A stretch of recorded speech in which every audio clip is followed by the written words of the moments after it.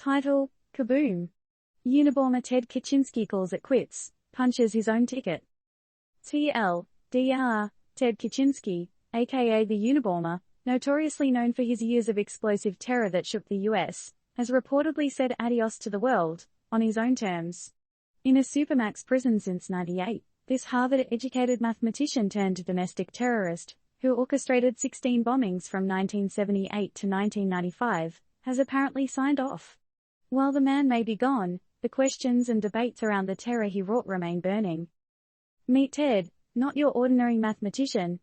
Having a penchant for solitude, he opted for a dingy cabin in rural Montana over the bustling city life. His pals? Homemade bombs crafted with meticulous attention to detail. His playground? Universities and airlines, computer rental stores, and executives, and a timber industry lobbyist. Hell of a friends list, right? Ted was essentially a one-man wrecking crew that permanently changed the way Americans sent parcels and hopped onto planes. His bombing spree was not all, folks.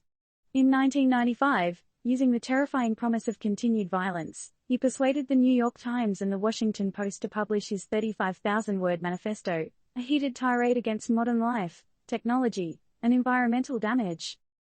Recognize someone through their rantings? His brother David and sister-in-law Linda did. Tipping off the FBI, they ended the nation's longest and most expensive manhunt.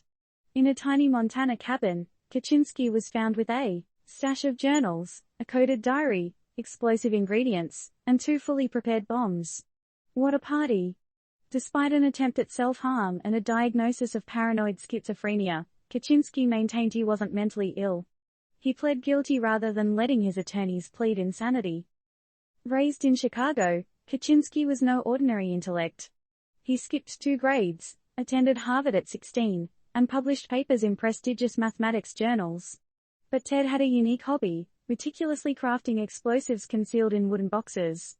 FC for Freedom Club was his autograph, while the FBI christened him the Unabomber for his early predilection for universities and airlines.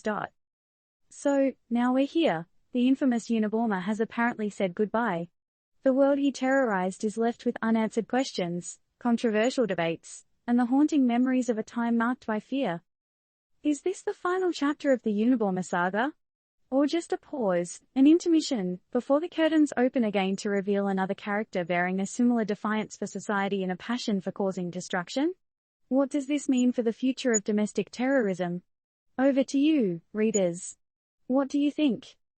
Disclaimer: the content of this article is based on factual reporting and does not constitute advice, recommendations, or endorsement by Turned Up News.